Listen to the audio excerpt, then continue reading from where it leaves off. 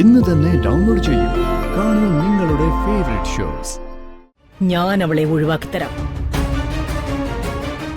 ഏട്ടൻ ചെല്ലേ.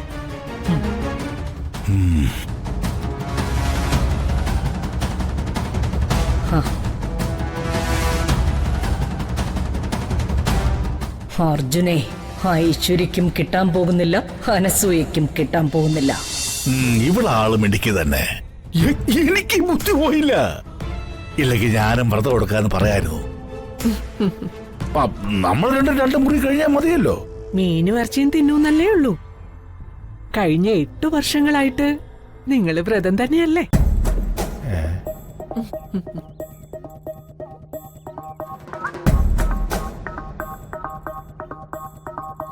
അവളത് അങ്ങനെ പറഞ്ഞിട്ട് പോയത് 8 വർഷം.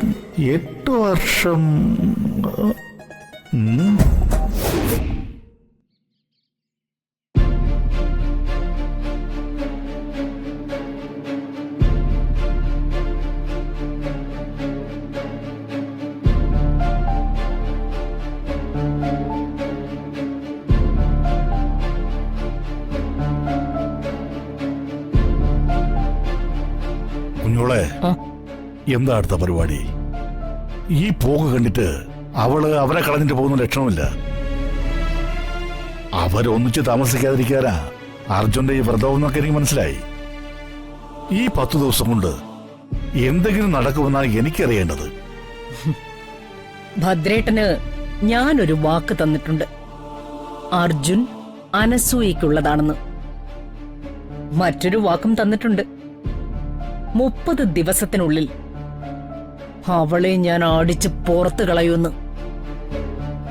ഈ 2 വാക്കിൽ നിന്നുകൊണ്ട് തന്നെ ഞാൻ വീണ്ടും പറയാ,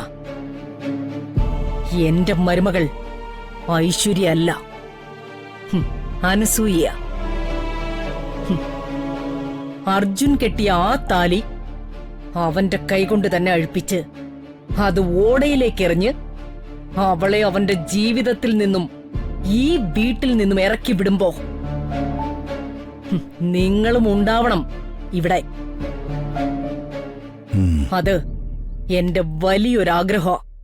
ഉണ്ടാവും കുഞ്ഞോളെ. കുഞ്ഞോട് ഇത്രയും ആത്മവിശ്വാസത്തോട് പറയുമ്പോ എനിക്ക് ചില പ്രതീക്ഷകളൊക്കെ ഉണ്ട്. പ്രതീക്ഷയല്ല, വിശ്വാസം. എന്നെ വിശ്വസിക്കുന്ന ആരെയും ഞാൻ കൈവിടില്ല. എന്റെ കൂടപ്പിറപ്പിനോട് പ്രത്യേകിച്ചും. എന്റെ ഒരു പഴയ ഫോട്ടോ ഭദ്രേട്ടന്റെ കയ്യിലുണ്ട്. അത് ഭദ്രമായിട്ട് തന്നെ വച്ചേക്ക്. അത് കണ്ട് പേടിച്ചിട്ടല്ല ഞാനിതൊക്കെ ചെയ്യുന്നത്. വാശിയ. എന്നെ തോൽപ്പിച്ച എന്റെ മരുമകൾ, ആ വൃത്തികെട്ടവളോടുള്ള വാശി. കഴുത്ത് ഞെരിച്ച് കൊന്നിട്ട് ആ താലി ഇറക്കാൻ എനിക്ക് അറിയാത്തതുകൊണ്ടല്ല. അവളെപ്പോലൊരു പീറപ്പെണ്ണ് എന്റെ കൈ കൊണ്ട് ചാകണ്ടാന്ന് കരുതിയിട്ട.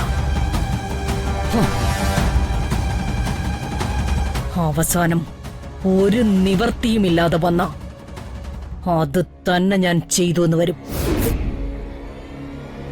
ഈ വീട്ടിൽ നിന്ന് പുറത്താക്കുന്ന അന്ന് അവള് മരിക്കും. കൊല്ലും ഞാൻ അവളെ. ഏട്ടൻ ധൈര്യമായിട്ടിരിക്കെ.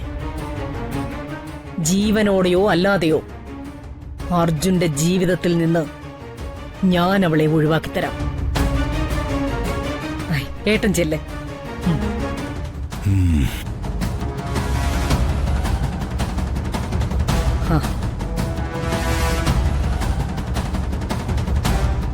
അർജുനെ ഐശ്വര്യക്കും കിട്ടാൻ പോകുന്നില്ല, അനസൂയക്കും കിട്ടാൻ പോകുന്നില്ല.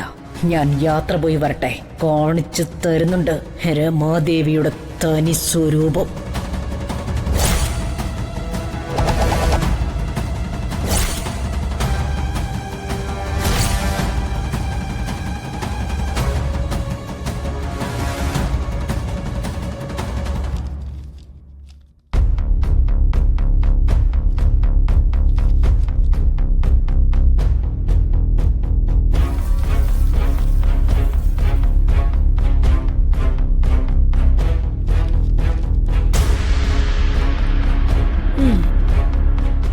വല്ലാത്ത ബോറടി.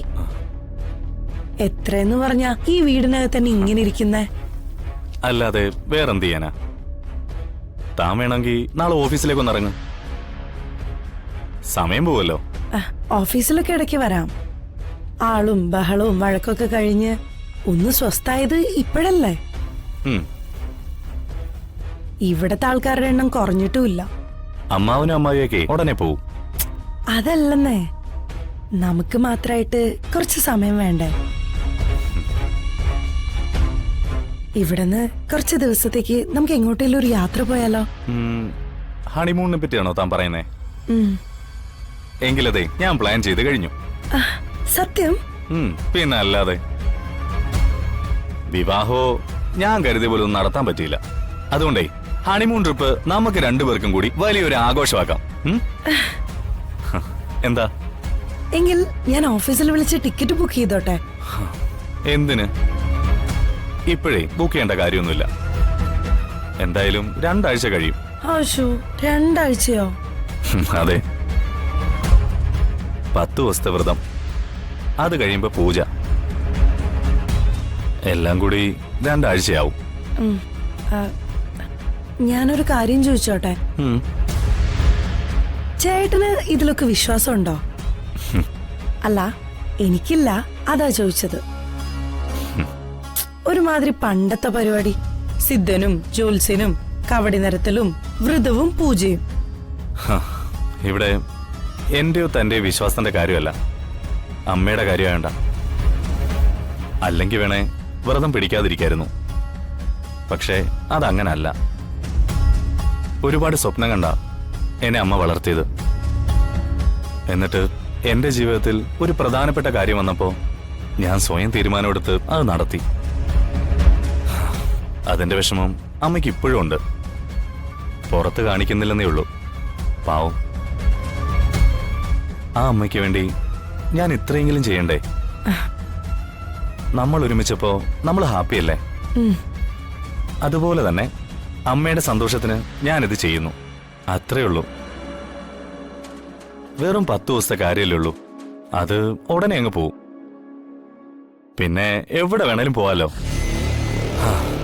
അതുവരെ നമുക്ക് 2 മുറിയിലായിട്ട് കഴിയാം. എന്തേ?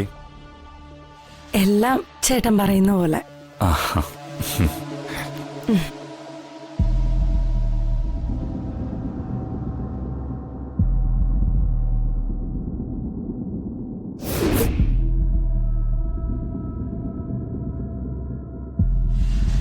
ഒരമ്മയും മോനും ശരിയാക്കി തരുന്നുണ്ട് ഞാൻ.